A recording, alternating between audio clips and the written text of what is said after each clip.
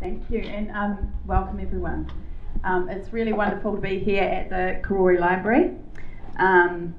It still saddens me deeply that we don't have a library in town, so I really treasure these wonderful public spaces where we get to come and hang out and meet amazing writers from Ireland. So welcome, Liz. Yeah. Thank you. I'm really excited. I'm really excited about the prospect of an earthquake. No. See, this totally is what made my day. Yeah, no. See, people who live in countries where they don't have earthquakes, they say these things, but no. I know. We hate them. I know they cause devastation, but just a minor tremor would do me just fine. Yeah. Yeah. So we heard a little bit about your bio just then, but one of the things I was kind of interested in was that Unraveling Oval has been optioned by Leonardo DiCaprio's company. Did you meet Leonardo? No, unfortunately not. No. I've never had to meet him, and I doubt he actually read the book himself. I think he has a team of readers, and it's his production company. He's the figurehead for the production company. But I think he's too busy I'm sure. Yeah. With supermodels to actually take much of an interest in the projects his company are producing. But it's nice to think that my name might be associated with his if he ever takes a day off from the supermodels and makes the damn film. Because you've worked in TV yourself as it's a story associate on a TV soap opera. Yeah, and have you thought about adapting or writing the script for any of your novels yourself? Well, when you sign over, when a book gets optioned by a film company, you immediately waive the rights. That's how it works. And then once they meet you and get to talk to you, then they decide whether or not to involve you. So because I haven't met with the company yet, they're in Los Angeles. Is it something you'd like to do? I'm not sure. I'm not sure with Unraveling Oliver because the timeline is so complicated. I think with Lying in Wait or even with Skin Deep, I would find it a lot easier. But with Unraveling Oliver, the timeline is fractured a lot, and I think I would have a harder time with that. But also, on the other hand, I know which bits I would cut out because I know which bits I stuck in at the last minute to pad out the book. Yeah. So I think I know where the edits could be. Yeah. That's cool. Yeah. Yeah. So you went and you came into novel writing in so Unraveling Oliver was published in 2014. So when did you start sort of really going hard on your writing? 2006. Wow. Yeah. The first chapter of Unraveling Oliver was a short story that I entered into a short story writing competition, and it didn't get placed, but it got shortlisted, and because of that, it got recorded and broadcast on radio. And it was only when I heard it on radio, recorded by a great Irish actor called Barry McGovern, that the character really came to life for me. And in that opening chapter, there's a central question. And the question is, why did this man beat his wife into a coma? And I didn't answer that in the short story. It was just the fact that this is what he had done, and then he went out to the pub, and it didn't actually explain. And the question nagged at me so much that I thought I would take the scenic route to finding out exactly why. So in between my incredibly demanding day job on the soap opera and doing other projects, I wrote an animation TV series for kids in the meantime, and another radio drama and a couple of other kind of writing projects. I gradually, over the space of the next 6 years, finished the novel, but it was really only grabbing a week or two every year to really work at it, and various experiences I had along the way informed the writing of it. Like a week spent in a chateau in the south of France really informed the writing of that book. In what way? Sorry, that's the one book I haven't read. So. There's a central part of the book that happens in a chateau in the south of France, right? And it's to do with a very elderly war hero who fought in the resistance in the French Resistance, and his interaction with Oliver in the early 70s. Mm-hmm. So that like your trajectory into writing. I'm not going to call it crime fiction. What do you sort of give it a name, or? Crime fiction is fine with me. I mean, originally they kind of said accessible literary fiction, and then they said, well, domestic noir, and then they said psychological thriller. I love the labels. Psychological suspense, but it's just a book. Yeah. And it's the fact that it is firmly, they do place it firmly on the crime shelves now. But I don't mind, because crime seems to be the most commercial genre at the moment. So I'm sure your book, Tess, would probably fit into both literary and crime. It confounds people a bit. Yeah. So but it's funny. I mean, it's just that as a writer, we don't tend to really care what. No, we just write the books that are in our heads. You just write the books, right? Yeah. But the publishers, and in particular, are they very have concerned with what. They're determined to find a kind of a cubicle to put you in. That's the wrong word. Not a cubicle.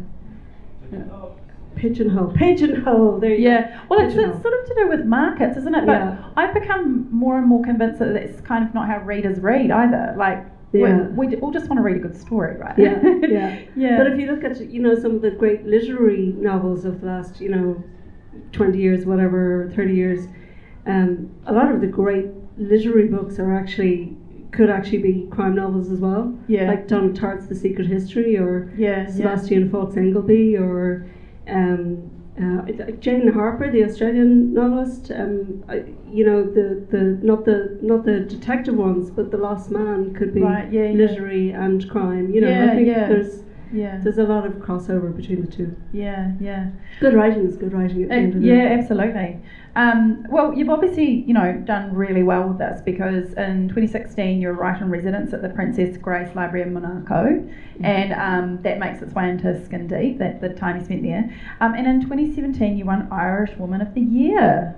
That's amazing. You don't kind of get those awards here unless you're an All Black, so you must have done something. Well, no, it didn't. It was only Irish Woman of the Year in literature. Oh, right. I wasn't Irish Woman of the Year overall. There's no overall. I think that last bit. I think you kind of have to save lives, or invent a cure for AIDS or something to be Irish Woman of the Year. There is no. There's categories. Right. Yeah. So, well, congratulations. Thank you, mate. Thank you. I'm sorry I didn't save more lives. Oh no, that's fantastic. I thought now we could turn to Skin Deep, and we're going to talk a bit about Skin Deep, which is Liz's most recent book. And I thought I wondered actually if you'd read us a little bit, just to put us in the mood there. Sure. And then we'll delve into it. Okay, I'll read a little bit from the opening. So at this point in the novel, Delia, the central character, who's at this stage calling herself Cordelia, is in her early 50s. She's down on her luck. She's an alcoholic. She's living in the Riviera in South France. She's picked up a strange man in a hotel and has gone to a party with him, done a couple of lines of cocaine, and she desperately needs to get money out of this guy before the night is over, because she's in an extremely desperate situation. So she ends up crashing this party, and it's a film premiere party, and she's probably the oldest woman at the party, but she has to get her mark for the night. So this is just from the opening chapter. The waitress had not reappeared. My lighter was inside, and both glasses were now empty. I stood up, but stumbled a little. I'd had 3 cocktails and a glass of rosé earlier. I would have one more drink before I attempted to get money out of Sam. Just one more. I opened the door and the music slapped me in the face, some drum and bass arrangement at an ear-bleeding volume. I would not be able to bear this for long. I looked for a waiter, but they were now confined to the bar area, and it appeared that I must queue for a drink. I had to shout my order at the barman, but before he had poured my drink, Sam was behind me, yelling in my ear, his hand on my shoulder. There you are. You want another bump, honey? He patted his breast pocket, indicating the cocaine. I turned to see that one of the Russians was clinging onto his other arm. No, thank you. And now I was disappointed because I had assumed that Sam was interested in me. And even if I did not find him attractive, I resented the little Russian hooking her claws into him. They wandered off to powder their noses. I tried to make this drink last. I asked a pleasant-looking young girl which of the men in the corner was the film's producer. I am, she said icily, in pure New York, and turned her back on me. So touchy. Sam hadn't come back. Nobody had spoken to me, but I no longer minded. The trays of drinks were back in circulation. I had become immune to the sound level, and gradually the techno music, if that is the term, was seeping into my bones. I glided sexily towards the dance floor, and I lost myself there among the beautiful young people. I was remembering the days of Mayfair nightclubs. I closed my eyes and my arms reached for the sky. This was good. This was great.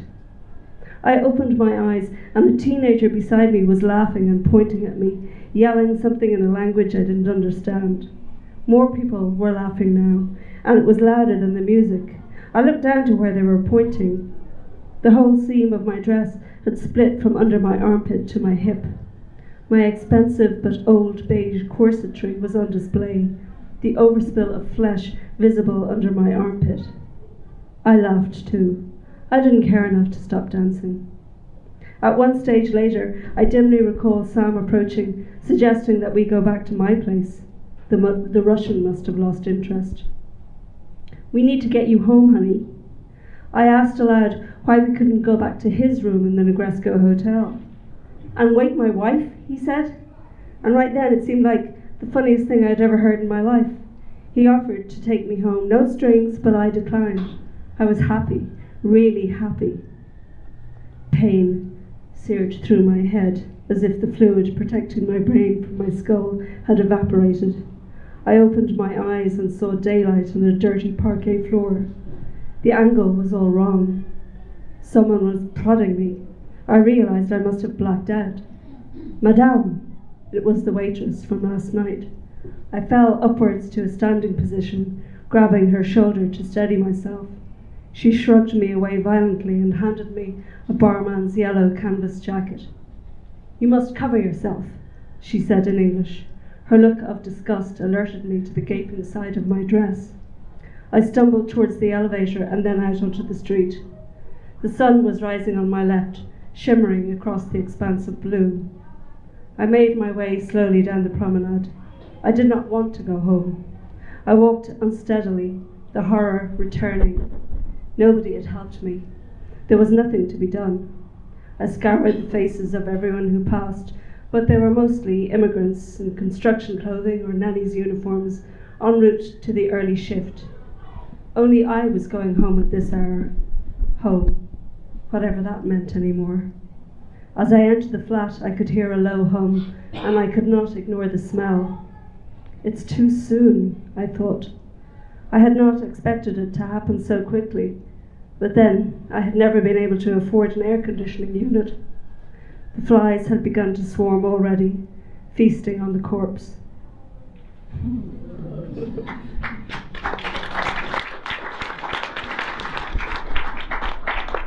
Thank you for that. It's a fantastic beginning with a brilliant first opening line, actually. So Skin Deep starts in the present, and we're introduced to this fascinating character of Delia, who is many things, absolutely a survivor as well. And then I won't give away anything in the plot, but a sort of general idea of it. We go back to her early childhood on a small island in Ishkran. Is that how you say it? Ishkran, yeah. She loses her family and is sort of orphaned out for a while. And then we follow her through the 80s. She marries a wealthy investment banker and has a son. And a terrible thing happens then. I'm not sure I'm allowed to say what it is. And through to her present day. So she's an absolutely fascinating character. She's a complete born liar. She's egotistical, lacking in empathy, and she's utterly beautiful. And this is something that's carried her a very long way in her life. But she's also someone who is seems to me to be unable to take any control of her life. She absolutely knows how to manage a situation that she's in and get the best out of it. And I just wondered what was behind creating a character like this. Well, I think for an Irish woman of her generation who grew up in on a poverty-stricken island off the west coast of Ireland, at a time when divorce was illegal and contraception was illegal, and the church had such a hold over the state that she wouldn't have had a lot of choices in her life. So when she finds herself pregnant, she doesn't really have a lot of choice in what to do about that. She has to have the child. When she finds herself in a marriage that she doesn't like, there's not a lot she can do about that. She has to stay with the man until she doesn't. But I don't want to spoil it too much, but she's a woman who refuses to conform. She's a woman who refuses to capitulate. She refuses to respond to the norms that are expected of a woman of her age and station. And she's also quite a narcissistic chameleon.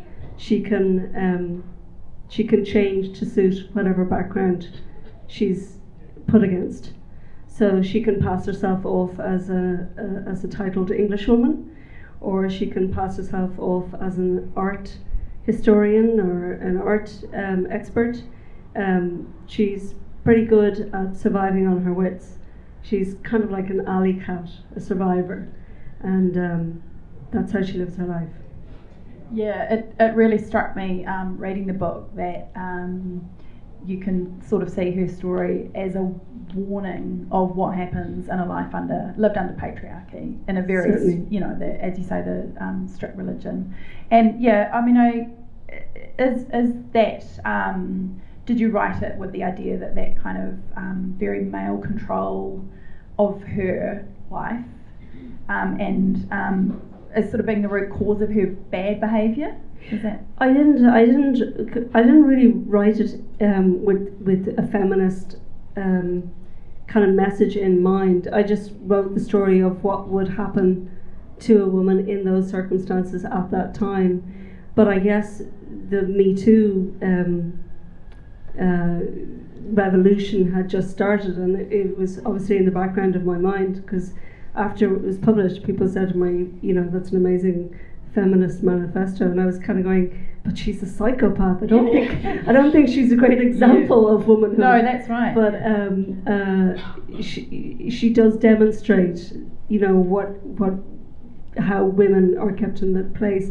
And also throughout the book, there are lots of folk tales that she would have been told at her father's knee by her father that demonstrate how women should know their place and how women should react in certain circumstances. And really, they're the stories that children would have been told in certain circumstances. Yeah, I did have a question actually. It is wonderful throughout the book. The story is mostly told by Delia, but throughout the book you also hear from some of the other characters, and there are these retellings of the sort of Inishcrán mythology or folklore that her father told her as a child. Mm-hmm. And it's always sort of struck me as giving her a very wrong moral compass.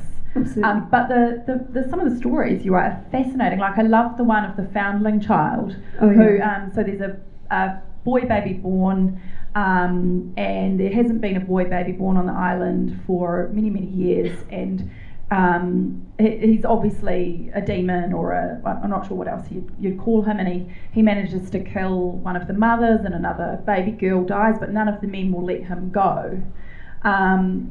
So did these stories, did you make them up, or are they ones that exist? I made them up. Out of my warped little brain. Yeah. Wonderful. Yeah, I really love how that adds another layer to her childhood as well, because there's something about the island she comes from. It's really small population, and they're struggling to keep the island going. And by the end of the book, it's quite a sinister place. There's it's kind of a mythological island. I based it on an actual island I heard about, where the population, I think the current winter population is about 40, and then in the summer it goes up to about 600. But the wintertime population is about 40, and apparently there's a rumour, almost certainly true, that a murder happened there about 15-20 years ago, and because the islanders knew that if the authorities got involved, like there would be no police or doctor or priest or anybody of particular authority on an island that small, and because the county council's goal is really to evict people from the islands and get them back onto the mainland, because these islands are costing the country a small fortune in subsidies, because in order to keep that island life going is very expensive, and running boats and sending food across and all of that must be subvented, is that the word, by the government. So the goal is to get people back onto the mainland. So when this murder happened, the islanders all covered it up. They knew who did it, but they covered up the murder and said that the man had fallen off the cliff in a high wind, when in fact he was battered to death by a love rival. But I just kind of thought about that island and the kind of things that can happen on a small island when there's nobody to oversee, or no authority to actually say what's right or wrong, and where feuds can fester for generations. And that absolutely plays out, and throughout her life, this background. She does something quite unforgivable, and even she knows that it is, and that's to not love her own child.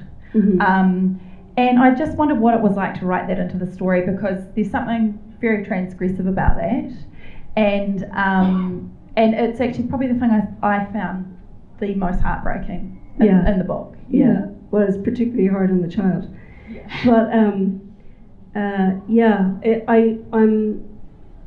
I just know of, I think because I don't have children, I've talked to women who tell me things that I don't think they will say to women who do have children.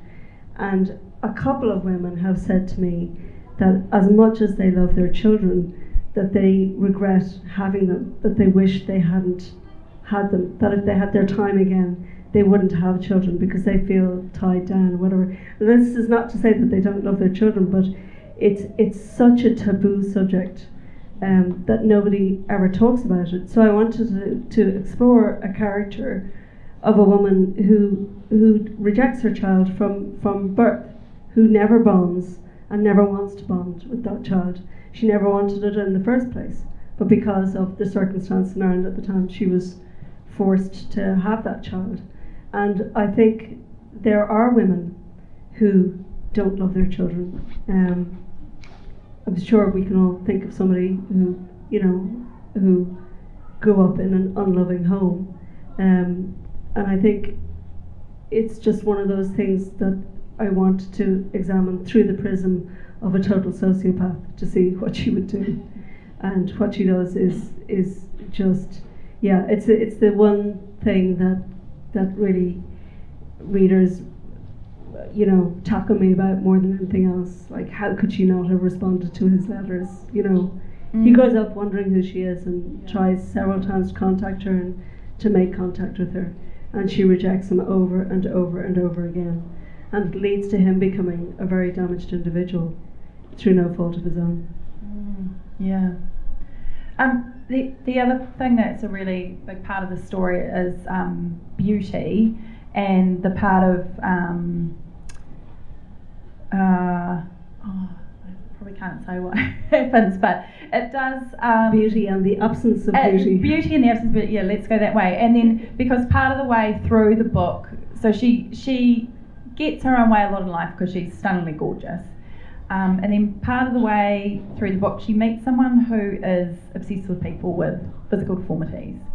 And and he becomes the sort of new way for her to prop up her life. And I wondered if you could talk a little bit about how beauty operates in the story, and why you wanted that in there as part of her. I've always been fascinated by really beautiful people because it takes so much work.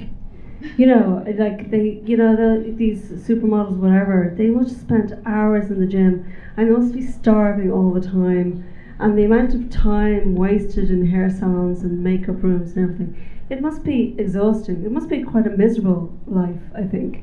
Yeah. But for somebody who is naturally beautiful, like Delia is, I noticed when I was a child, when I was very young, maybe 7, 8, 9 years old, that the beautiful children in my class got the most attention and got the most affection from everybody. And I think that every single one of them, when I think of them now, who are all now in their early 50s, and I think of them now, they're all still incredibly confident because they grew up, even if they're not beautiful anymore, even if they've aged a little, even if, you know, things begin to sag or whatever, they are still, because they got that confidence at such a young age, they never lost it. And I wanted to explore the connection between physical beauty and confidence. And when Cordelia or Delia loses her beauty at some point in the book by a certain occurrence, she doesn't lose that confidence overnight. It takes her a long, long time to lose that confidence, because if you've had it from such a young age, it doesn't disappear automatically. So she still feels entitled to the things that she had, and it's only when she meets somebody, she doesn't really understand why she is now being ignored or overlooked, when all of her life she's just been lavished with attention. So when she meets somebody who is a painter and an artist who is obsessed with disfigurement, he becomes kind of obsessed with painting her and finding the real soul within her, and he paints her over and over and over again, looking for that soul. Yeah. But he doesn't really find it. No. It's too black. I loved his character actually, and I loved how he kind of came back into her life after. So in both Skin Deep and Lying in Wait, you've got these very powerful and deliciously bad women, and I wondered if there was a sort of way in which you were trying to reclaim the I think it's probably an old trope now, maybe in crime novels, because people are doing lots of different things with crime fiction now, but the woman as victim kind of narrative. Is there something in that? Yeah, I think because my first novel, Unraveling Oliver, told the tale of a male sociopath and how he has mistreated women. And then when I went to write Lying in Wait, I decided, no, let's make this about a woman who is not going to be a victim, who refuses to be a victim. And the same with Skin Deep. These women are not victims. They are masters of their own destiny. They don't conform, they don't allow stuff to happen to them. They are arch manipulators, both of them. And Lydia in particular is kind of a mixture of Lady Macbeth, Miss Havisham and Medea on some level. Yeah, she is a special lady. This is one of the main characters in Lying in Wait, who's also a not particularly good mother. No. But for a different reason to Delia. Yes. She so Lydia in Lying in Wait absolutely loves her son and never lets him out. Doesn't really want him out of her sight. Yeah, she's her son is, over the course of that book, ages from age 17 to I think 23, and she just finds it so impossible to sever that umbilical cord. she is just determined to keep hold of him and to keep him under her thumb. Yeah, that's right. I listened to your interview with Lynn Freeman on the Radio New Zealand here, yeah, and you said something to her about, you said, you won't find a murderer who's had a happy childhood, and that's a thread that's running through both of these books is bad parenting. Yeah. Quite different ways of parenting, but Delia's father, Martin, in Skin Deep, is sort of strangely obsessed with his daughter. He always takes. She's also got three other brothers. Sorry, he always takes his daughter's side in any argument, and he calls her. He says when she grows up, she can be the queen of Inniscran. So she's just sort of fed. I guess she's filled with this confidence and told that she is the most important thing in the world from such an early age. And then in Lying in Wait, Lydia spoils and overly protects her son and ruins his life, really. So I wondered if you could talk a little bit about this abuse of power that parents have, and I guess there's Martin, but then there's also Delia as a mother. Yeah, so the damage is generational. Bad parents often give birth to bad parents who give birth to bad parents, because you learn parenting, and often you will find that somebody who had very strict parents goes the other way when it comes to their children and is like maybe too liberal, and often they counter by going to the other extreme of parenting. And this is just my personal observation. I have no science or psychology background, but just my own observations of my family members, I guess. I have 8 siblings, all of them parents, Irish Catholic home, no contraception. So I've observed, what goes on in families, and the almost unbreakable bond between a mother and her first son is a strong one that I see in lots of families. That the mother and son, even if there's a daughter that came along first, it's often the first son, and it's almost like a love affair, a non-romantic, platonic, obviously, love affair between mothers and sons that doesn't happen quite in the same way as mothers and daughters. I'm generalising hugely now because I know there are many exceptions, but mothers and daughters have their own special thing going on. Yeah, but I think mothers and daughters are more likely to fight like cat and dog than mothers and sons. Yeah, that's really interesting. I wondered if actually you would read to us a little bit from Lying in Wait. Okay, I'm going to read a lighter piece now. Okay. I'm going to read a sex scene. Awesome. But it's because my parents are still alive, there's no actual sex in it. Because I grew up in a Catholic household, so my mother still thinks I'm a virgin, despite the fact that I've been married for a very long time. So this is this chapter is narrated by Lawrence, who is the son of the aforementioned Lydia, and he is very shy. He's quite obese. He's been mollycoddled hugely by his mother, and he's on a first date, which is a huge surprise to him that a girl has asked him out. And he's kind of out of place in his school. He's recently had to change schools because of a fall in his family's finances. So he's in a public school for the first time as opposed to a private school.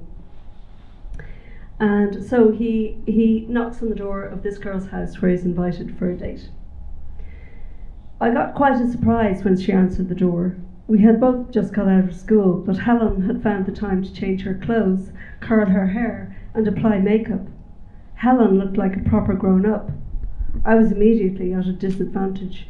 In my tight school blazer, I was still, painfully, a schoolboy. But Helen was delighted to see me. "Come in!" Her welcome was effusive. Had she worried that I wouldn't come? The house reeked of cigarette smoke and was overwhelmingly floral. Rugs, curtains, upholstery, table mats, carpets, cushions and wallpaper. I could have been in the Botanic Gardens. My mum's out for the night and my little brothers are staying with Auntie Grace, so we've the place to ourselves. The information was given casually but meaningfully. There was now nobody who could stop whatever it was that was going to happen.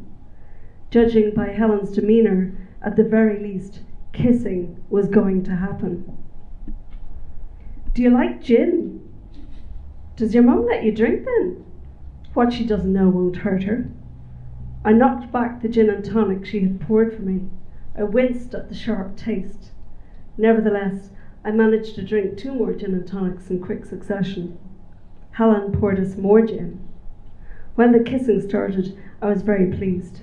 We had sort of inched towards each other on the drawing room sofa. Her hand stroked my thigh. I'm not sure who started it, but there were teeth and tongues and sucking and slopping noises. I admit that I quickly became aroused. Helen did not fail to notice and suggested that we go to her bedroom. I balked. I hadn't planned on sex. Of course my underpants were clean because Mum was strict about that, but I was sure that sex meant getting naked, and even in my drunken state I was not looking forward to displaying my flab. After one more very quick drink, we went up 2 flights of stairs. I stumbled a bit and then decided it would be a great idea to jump the last few steps. By this stage, we were howling with laughter, and it was hilarious when I toppled over and twisted my left foot. It was a bit sore, and there was a gash on my ankle, but I did not make a fuss. Then we entered Helen's room. "I changed the sheets this morning," she said, as she unbuttoned her shirt. I turned away to give her privacy, but then realised how silly that was and turned back to face her. She stood before me in nothing but a pair of underpants. Downstairs, I hadn't dared to squeeze her breasts, and I knew she was thin, and I really should have anticipated the reality, but I had expected some breasts. She had definitely had breasts when fully clothed. Where had they gone? Mine were significantly larger than hers, and I immediately felt my physical deflation. I began to feel nauseous and hot. "Get in then." She was lying under the covers with her arms behind her head. "There isn't much room," I said truthfully. "Well, you're going to be on top, so it's fine." She was very bossy. "You'll have to take your clothes off." A pause. "I seriously don't mind about you being fat, you know." I hardly cared myself now. I just needed to get it over and done with. My school uniform dropped bit by bit to the floor, but I kept my underpants on until I was in the bed. Then began an amount of unseemly grunting and squealing from the 2 of us, and copious sweating from me as we discarded our underwear and I tried to negotiate my way up the correct corridor. Helen handled things, so to speak, and guided me in the right direction. It was absolutely brilliant for the first 3 minutes, but after that it was a struggle not to vomit. I tried to think about Farrah Fawcett, but it was no good. I do not wish to go into further detail about the sex. Suffice to say that I did not enjoy it. It was uncomfortable and messy, humiliating on my part, and I was glad when Helen said she'd had enough. Pregnancy was not something we had to worry about. Helen and I parted on awkward terms. "You won't tell anyone, will you?" she said anxiously after we lay in bed after the sex. She expressed my concern exactly. I rootled around the bottom of the bed for my Y-fronts, squashing Helen and pinching the tiny amount of flesh on her skeleton in the process. She winced in pain. "Never," I said, a little too vehemently as I clambered out of bed. "You'd better go. My mum will be home soon." It was clear we both wanted to draw a line under the encounter. "My ankle is swollen," I said, as I pulled up my elasticated trousers, trying desperately to suck in my belly. "How can you tell?" I thought that was a bit much, coming from a girl who could potentially be my girlfriend. I was sick into a hedge on the way home. When I let myself at the front door, the house was silent and in darkness. Mum had obviously gone to bed. Relieved, I pulled off my clothes in the laundry room and stuffed them into the washing machine with the rest of the pile from the basket, and stopped for a full glass of water in the kitchen. I climbed the stairs as quickly as I could and crept past my parents' bedroom door and crawled into bed. As I lay there, I wondered if this was how I was supposed to feel now that I had had sexual intercourse. I had expected that I would feel strong, masterful and virile. In fact, I felt tearful, resentful and sick. Maybe it was the gin. I'd never had that before either. Anyway, that's what I was doing on Friday the 14th of November 1980, the night my father murdered Annie Doyle.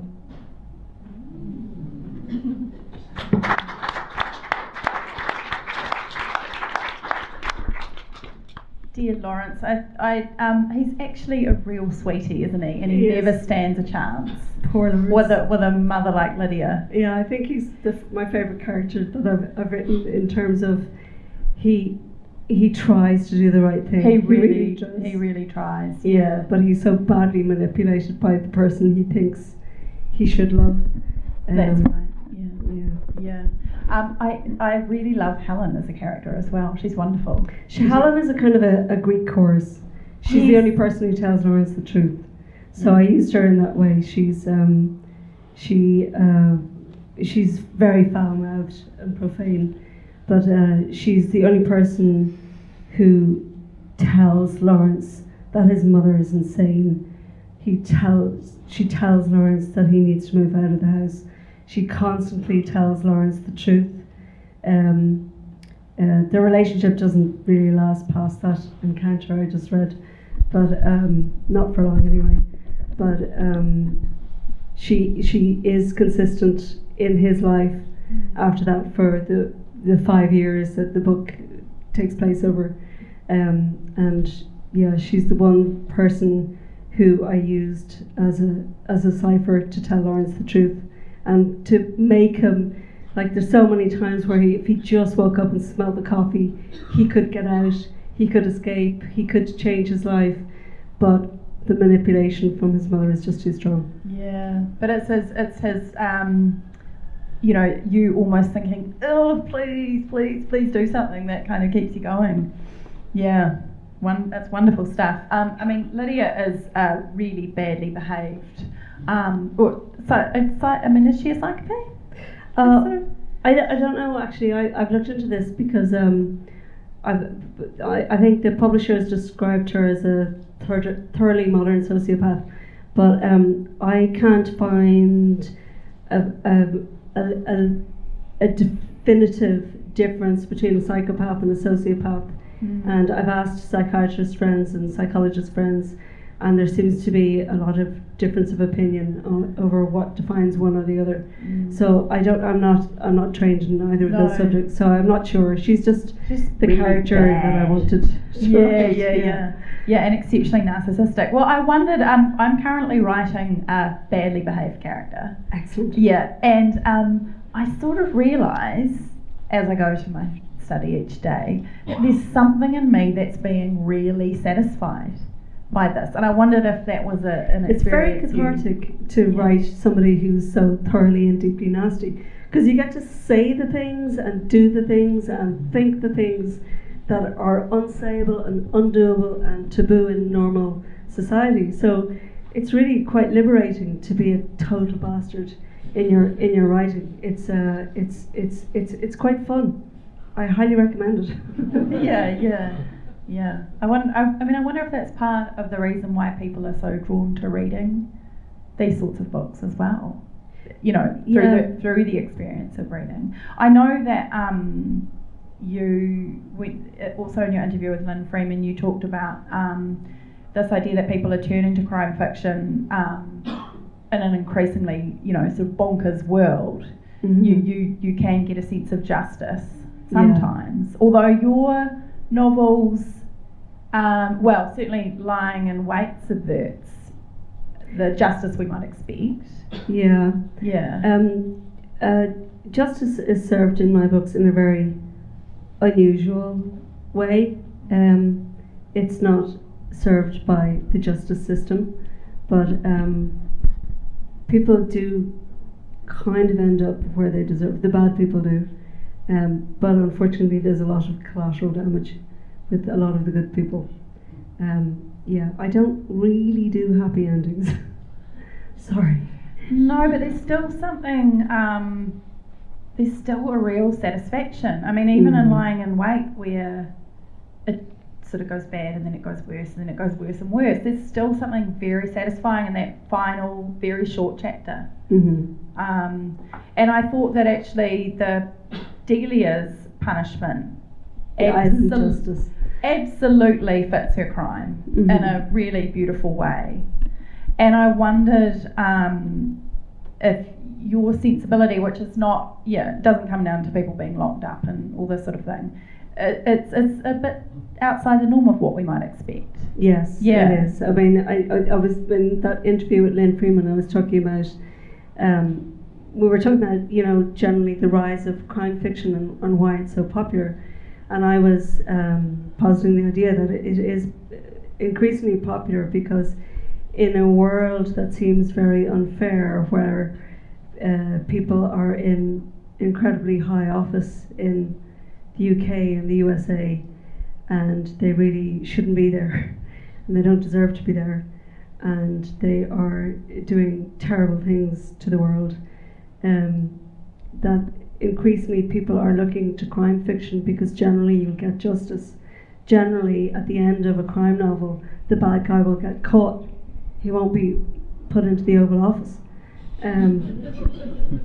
So, I'm hoping for a happy ending in real life.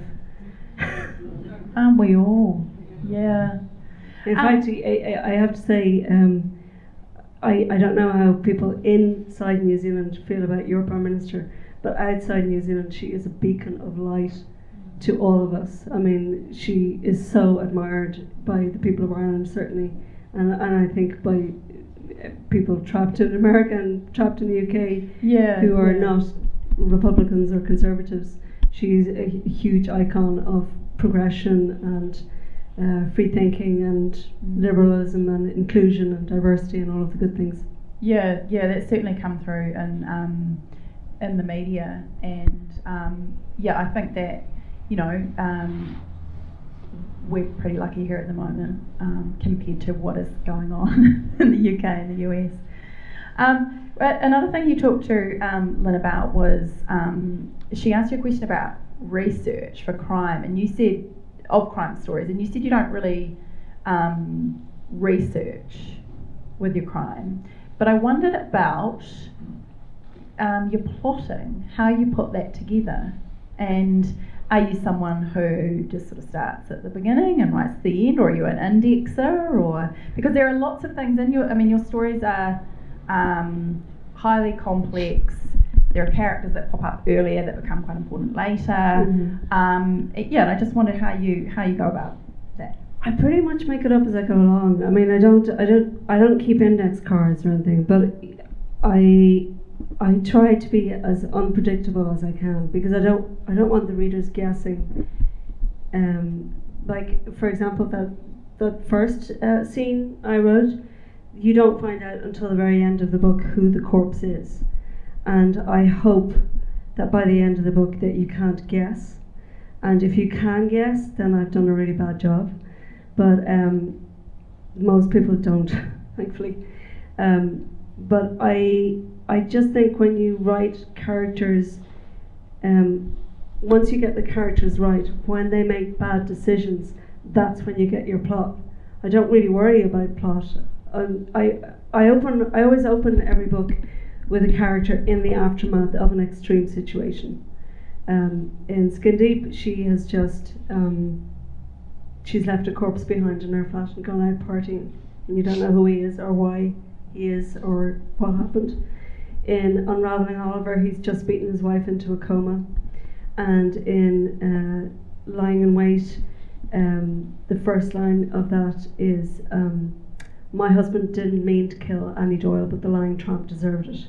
And it's Lydia speaking, and she's talking about the fact that her husband has just murdered a woman, and they have buried her in their back garden. But it becomes apparent very quickly that she was also very much she was the person who dealt the final blow, but she blames her husband. So I start from that point, and then I work forwards and backwards to describe all of the events that led up to that situation and all of the consequences that play out after that situation.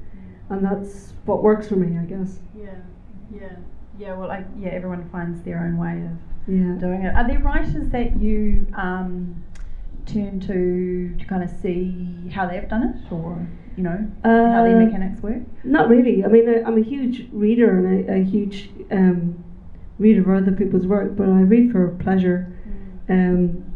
Occasionally, I've been asked to review other people's books a lot, but I've turned that down because I don't want to be judging other people's work. I don't want to be in the position of having to write a review of somebody else's book, because if I don't like it, I couldn't possibly, because I know how much work goes into writing a book, and I think writing a terrible book is just as much hard work as writing a great book. So Might I be don't harder, want to, actually. well, maybe harder, yeah. But so I don't want to be in a position of tearing that person apart, Yeah. So I've turned down all invitations to review other people's books, but I endorse lots of other people's books.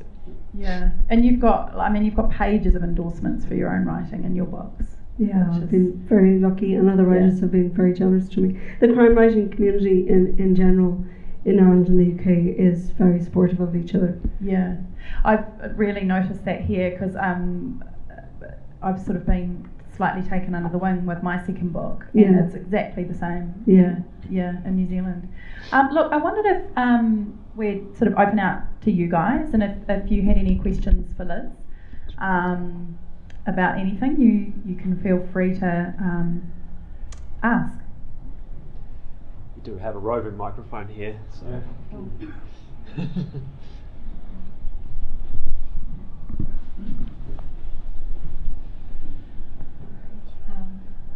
Yes, when you hear my accent, I'll have to say I'm from southern Canada. Okay. Rather than where I'm really from. But I was wondering, you talked about. Is this on? Yeah, you need to. You just need. Okay. You talked about going to other places to research your work, and I was listening to an interview a couple of weeks ago with a guy who wrote thrillers, quite popular thrillers, and he did all of his traveling through Google Earth. Like if he needed a street, he would just visit it from the comfort of his mansion or wherever he was.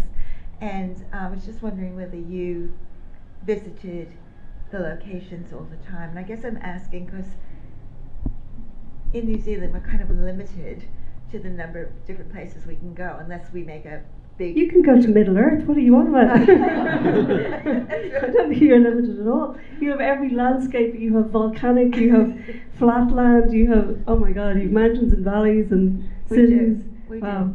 But we don't have Chicago. Okay. So I was just wondering whether you found physically going to the places you were writing about a part of your writing that was essential, or whether sometimes it was just... I think in order for the writing to be really authentic, I know a couple of times I've resorted to sort of Google Street View just to check.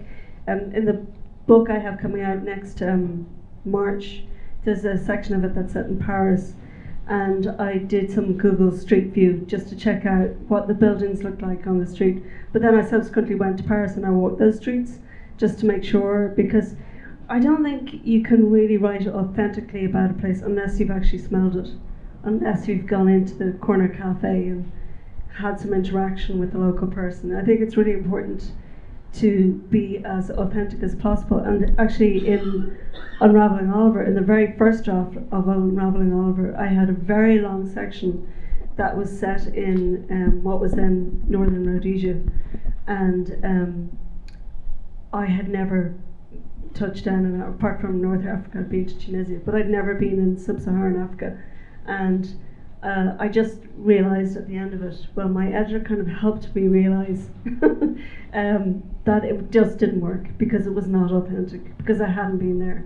and I couldn't, as much research as I had done, I hadn't, even if I had gone down there for a week or something, I would really need to have lived in that place among those people to write about a tribal experience. And then, you know, there's the fear of accusations of cultural appropriation, and it didn't feel right in the end. So all of that got dumped, and that would have made the book 100 pages longer.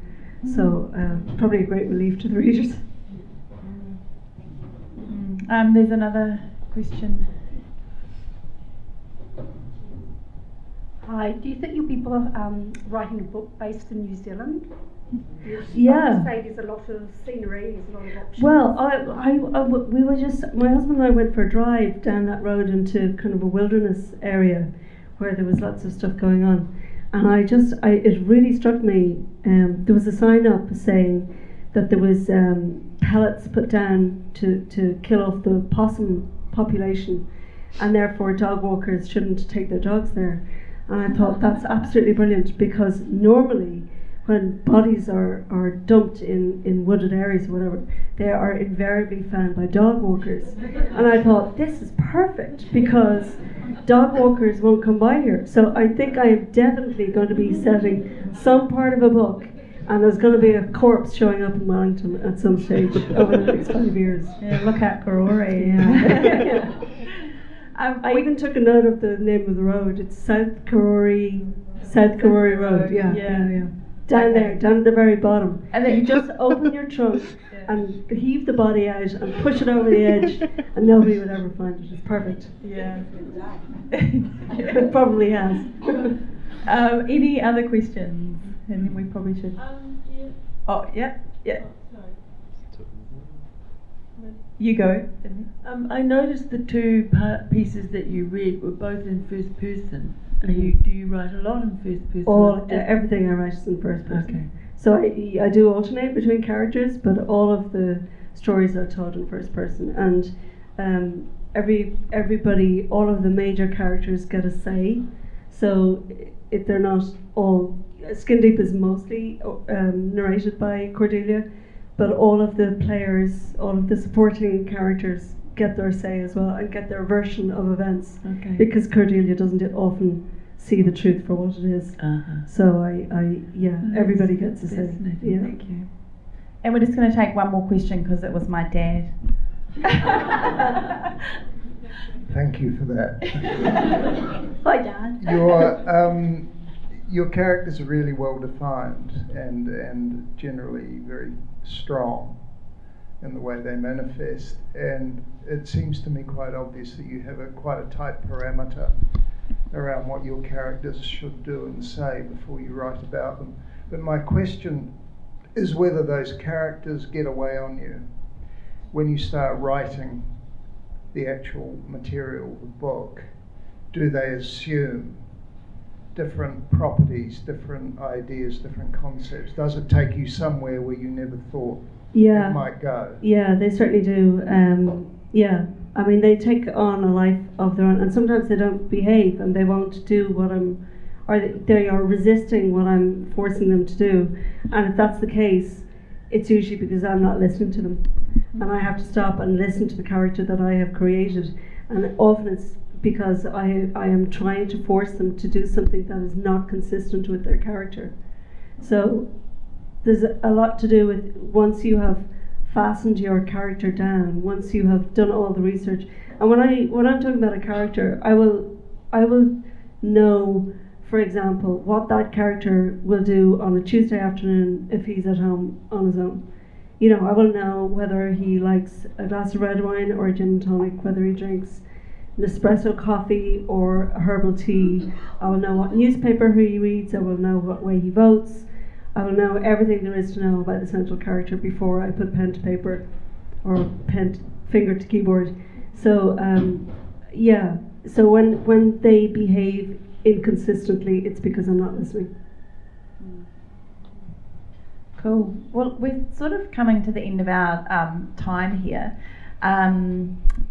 So I'd just really like to thank you for how generous you've been in in your time you've spent with us telling us about our writing and for coming out to New Zealand, because it's a long haul. It is a long haul, but it's been a very enjoyable one. Yeah, and you're off to the Celtic Noir Festival down in Dunedin. Yeah, and I'm doing a gig in Nelson on Saturday, and then we are driving down the west coast to the South Island, and then cutting across to Dunedin for the Celtic Noir Festival.